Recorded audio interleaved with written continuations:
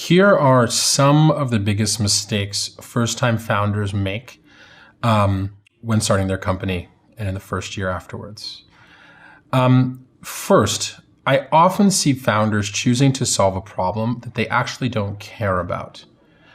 While this mistake isn't fatal, and while there are many, many examples of founders who've learned to love their product or their problem at a later date, one of the things that I do see is that a lot of startups that fail basically fail because they lose motivation to continue working on their company.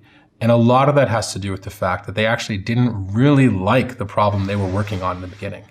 They were trying to pick a problem that they thought people might want, or they thought could grow quickly, or they thought might be cool, but it wasn't actually something they were willing to devote a significant amount of time, like 5 years plus of their life to solving. There was no deep connection to the problem. The second one is helping users you don't care about. We had this experience at Justin TV and Twitch. In the beginning of Justin TV, we were kind of excited by the general idea of democratizing live video and making it easy for anyone online to share live video with their friends. But we weren't actually terribly in love with the people who chose to use the platform as it continued to grow. And only when Emmett kind of really refocused the company around video game streaming did we regain the love for our users. Emmett was a gamer and he loved gamers and he loved building things for gamers. And that was really one of the core drivers of Twitch becoming a successful company. The next is choosing co-founders that you don't know well. Once again, all of these will have counterexamples. There are exceptions to every rule. But in general, startups are so hard that it is nice to have a pre-existing relationship with your co-founder, just so you have a sense of whether you're going to be able to get through the hard times together, whether you can work well together. Now, that pre-existing relationship can be a friendship, it could be a coworker, they could be someone in your school you did a school project with, but it's just helpful that you've had some context with them, that you didn't just find them on the street yesterday. The next one is not having transparent conversations with your co-founders. There are very typical topics that create drama amongst co-founding teams. Performance is my co-founder working as hard as I am. Goals, are we trying to accomplish the same goal? Roles, whose job is it to do engineering? Whose job is it to do product? Whose job is it to talk to customers? And oftentimes founders just don't have these completely transparent, honest conversations about these topics. And as a result, resentment builds up and the relationship degrades. And then when you do have the conversation, it turns into a fight, and that can really critically harm the startup. So that's really important to be just having open, transparent conversations, well-organized conversations that are not designed to argue or to create fights, but to really just share how you feel about the current situation of the company, how it's organized, who's doing what.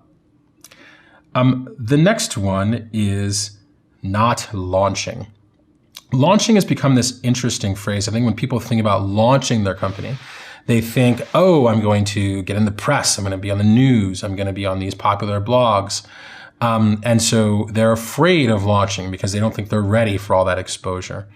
One of the things that we tell people is first, let's think about the products that you might use and like a lot today. Do you remember the day Snapchat launched? Do you remember the day Instagram launched? Do you remember the day that WhatsApp launched? Remember the day that Uber or Lyft launched? Most likely you don't. So it turns out that launching is nowhere near a significant event to your users as it is to you. So you should move up the launch as soon as possible. Until you can get your product in front of customers, you can't validate whether it solves their problem. And so it's much better to build a crappier product, release it sooner, and get it out there in front of customers, see if they want to use it. Now, there's some exceptions. For example, in some extremely regulated markets like banking, for example, or lending, it's just really hard to launch. You actually have to get a bunch of shit done before you're even allowed to get customers. But in most consumer and B2B startups that we encounter, it's actually possible to get some form of MVP built and launched in less than a month. And so that's what you should be thinking about. The next one is not using analytics, not measuring what your users do when they come to the site. We just see this time and time again. Part and parcel to building product is measuring so that you know what's being used and what's not. The next biggest mistake is having no idea where your first users will come from. I get this email a lot. A lot of founders email me saying, where do I find my first users? And I kind of think to myself, you chose this problem that you're working on and you chose to build a solution. It's interesting to me that you chose a problem where you don't know anyone who has the problem, including yourself. I think it's a completely different question. Where do I get my first 100 users or my first 1,000 users? That might require some kind of deep digging. But where I get my first 2 users or 1 user or 3 users or 5 users, that should come from people or you already have identified through some other way. And then last is prioritization. Oftentimes people will prioritize sizzle over steak. They'll prioritize press and hiring, conferences, investors, all these other things above getting product out there and talking to users. At the end of the day, we look at these startups and we say, you're cargo culting a startup. You are pretending to be a startup, but the actual work of startups is pushing product, getting it into users' hands and seeing if they like it, and then iterating it, improving. So those are the common mistakes that startups make. Caveat, I bet you can name a startup that has made every one of these mistakes and has still been successful. In fact, I bet there's a startup that's made all of these mistakes and has still been successful.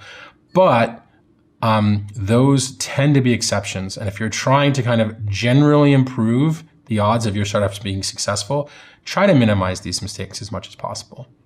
Thank you.